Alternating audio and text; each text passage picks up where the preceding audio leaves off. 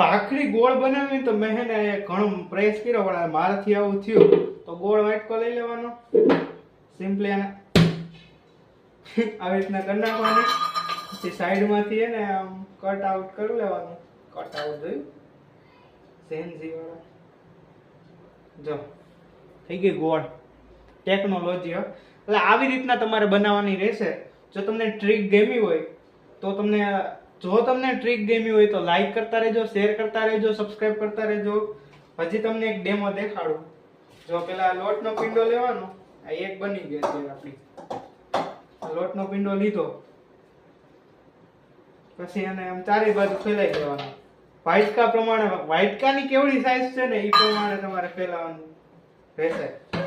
એટલે મિત્રો આ જો તમે શીખી ગયા ને એટલે તમારો ફ્યુચર છે ને આમ બ્રાઇટ જ રહેશે, આમ ખાવાનું રહેશે.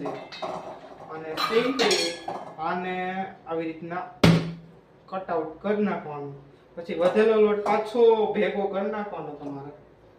અને ઈ ખાસ ધ્યાન રાખવાનું કે ઓલું બન્યું ઓલું ના થાય. જો છે ને બાકી ટેકનોલોજીયા.